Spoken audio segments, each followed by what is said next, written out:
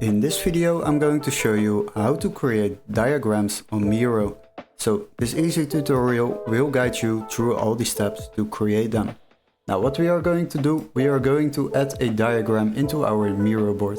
So the next step is of course to go to the left side menu and there you will find multiple options.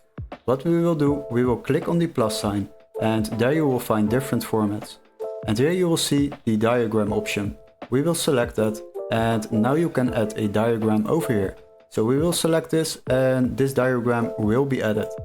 Now what we can do, we can start with a template, we can add shapes or create one with AI.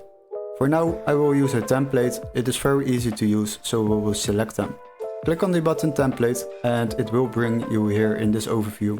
Now next of it, select your preferred template because they have a lot of templates within Miro. For this video I will just use this one because this is a free template. If you would like to use all templates, then you need to upgrade your plan. For now I will use this one so we can preview it, and as you can see we have now successfully added a diagram. Here you can also start editing it. So if you would like to change some text, then you can just select it and maybe do something like purchase. And the other one like received purchase. You can edit it however you want, and you can also change the colors very easily by clicking on it.